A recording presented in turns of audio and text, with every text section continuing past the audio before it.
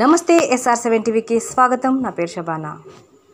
శ్రీ సత్యసాయి జిల్లా కదిరి మాజీ MLA Siddha Reddy press meet నిర్వహించారు.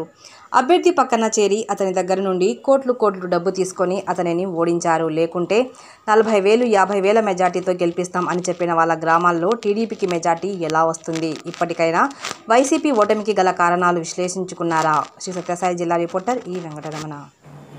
అసలు పార్టీ ఓటమికి కారణం ఏందో ఏ రోజైనా విశ్లేషించుకున్నారా? ఇక్కడ మీరు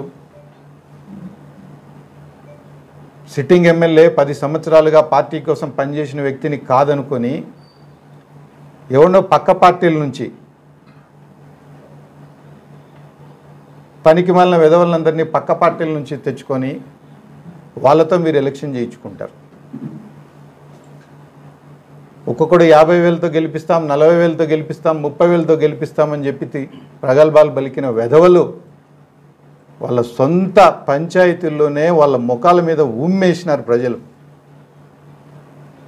ఒక్కొక్కని పంచాయతీలో 300, 400, 700 మెజారిటీ.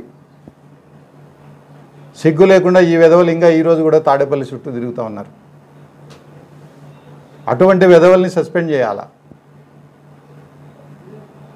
నేను ఎమ్మెల్యేగా ఉండగా 4 సంవత్సరాలు నాకు వ్యతిరేకంగా పనిచేసిన వెధవల్ని సస్పెండ్ చేయకుండా మౌనంగా ఉండే నన్ను ఈరోజు పార్టీ సస్పెండ్ చేస్తూ ఉంది.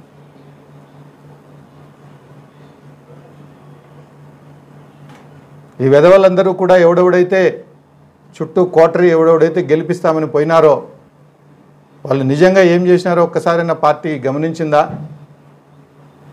పార్టీ అభ్యర్థిని ఇక్కడ ఓడిస్తే నేను ఇన్ఛార్జి కావచ్చని ఒకడు, నాకు ఎమ్మెల్సీ వస్తుందని ఒకడు, వచ్చే ఎన్నికల్లో నాకు టికెట్ వస్తుందని ఒకడు, అభ్యర్థి చుట్టూ ఉండి అభ్యర్థిని ఓడించినారు. లేకపోతే వీళ్ళందరి పంచాయతీల్లో ఎందుకు వస్తాయి ఓట్లు? తెలుగుదేశం పార్టీకి అంతంత మెజారిటీలు. కేవలం డబ్బు కోసం అభ్యర్థిని ఇక్కడ ఒక బలి పశువుని చేసినారు. కోట్ల రూపాయలు అతని దగ్గర డబ్బు తీసుకొని అతన్ని నిర్దాక్షిణ్యంగా మోసం చేసి ఈరోజు నా పైన నెపం నెట్టుతారా?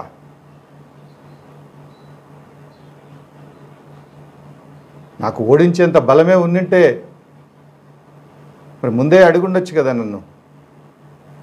నాకు గెలిచే శక్తి లేదని లేదా ఓడించే సత్తా లేదనే కదా నన్ను పక్కన పెట్టినారు మీరు.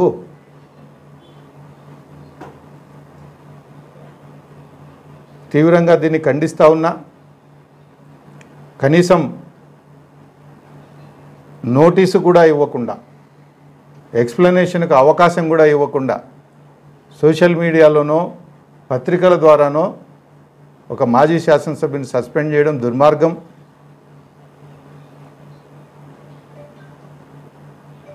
కేవలం 30 కిలోమీటర్లు పులివెందులకి కదిరి కాన్స్టిట్యుయెన్సీ. పక్క కాన్స్టిట్యుయెన్సీలో కూడా మరి పరిస్థితుల గురించి పార్టీ అధ్యక్షుల వారికి సరైన సమాచారం గతంలోనూ లేదు, ఈరోజు ఇప్పటికి కూడా లేదు.